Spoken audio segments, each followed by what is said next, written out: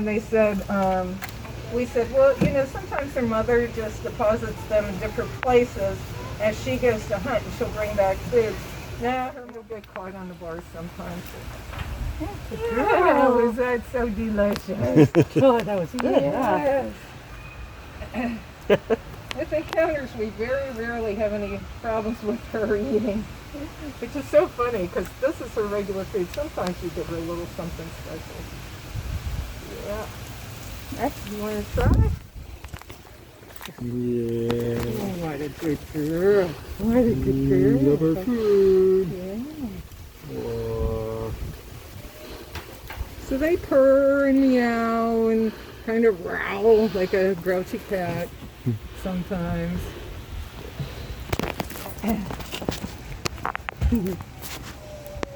So pretty. You are pretty. Do you know about how much she weighs? Yes, she weighs about 15 pounds. I would expect it though. You said only 15? Yeah, it's No, not. our Bengals are smaller and they weigh, well, we have one that's 18 and a half pounds. Yeah. But he's just all, you look at him and he's just all muscle. Yeah. Yeah, she only weighs about 15. So the process for this one was we kept telling them to call the Department of Natural Resources, and finally they called the animal shelter. They got tired of calling us. So they called the animal shelter in Marshall County and said, look, they're on, these two babies are on the way to our fracking site, so we're going to run over them if you don't come and get them. Right. So the animal shelter said, will you please go get them? So we did. And we were going to find a place to put them.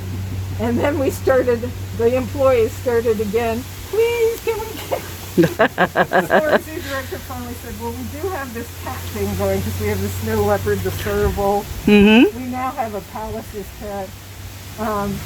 And so he said, I'll ask him. Well, of course the Department of Human Resources wants to find a place for him because they have to destroy him if, you know, Right. they can't find some place. So they said we could keep him. So we had Gina and her little sister, and for the first, until the vet checks them out and they get shots, only the zoo director and his wife works here too. They're the only ones that are allowed to handle them. So it gets a little, she's thrilled with it, but it gets a little frustrating for him because he has a million things to do aside from taking care of cats. But then after that, it's my favorite job in the zoo because we all get scheduled to go in and handle the babies for a while. Oh, wow. And what our plan was to keep them tame enough to take them to education programs and stuff. Mm-hmm. And for a little while, when they were kittens, and before COVID, we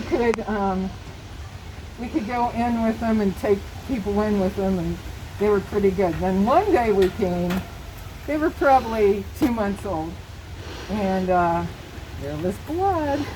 Uh-oh. So the two sisters had fought, and we found out from research that sometimes, and we don't know which is the case, but sometimes right when they're weaned, bobcats will kill a litter mate.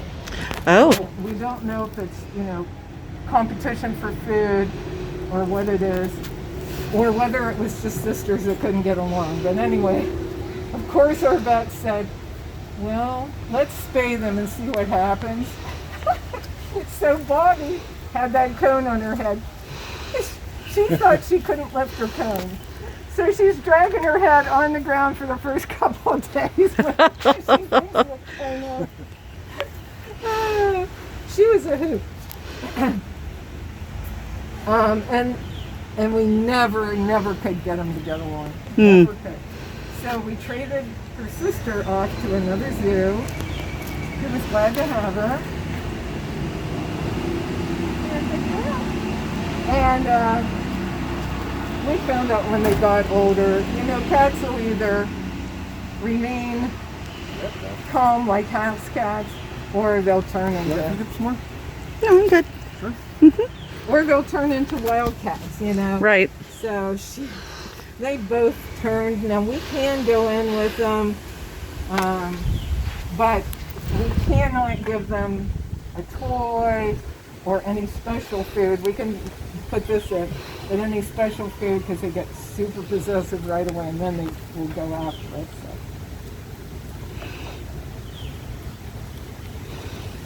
So it looked like you used to have the encounters for the snow leopards, but then had to stop. All the cat ones have been changed because of COVID. Okay. So the snow leopard in San Diego Zoo, of all things, died of COVID. So at that point, we was Super cautious. yeah. So hopefully, if we ever get this a little more under control, we can.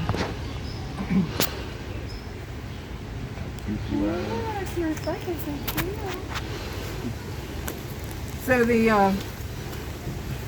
about a year after we had them, the Department of Natural Resources brought us Oliver, another one.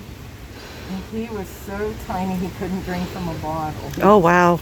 So you just dip a washcloth in milk or formula and let him suck on it. And that would take it would take him 2 hours to eat. And they had to eat every 4 hours. Right. So, I'm familiar with that. yes. So once again, our zoo director and his wife were the only ones doing it. And one day I drove by, he was getting so frustrated. One day I drove by in the golf cart and he was looking so disgusted, and I said, "Is there a problem?" And here little Oliver was at his feet. Oliver wouldn't go to the bathroom inside. Oh. Is that a cheetah? Yeah, this is a bobcat. Yeah, her name is Bobby. Aw. Oh, a little I rough remember time, huh? someone named Pop.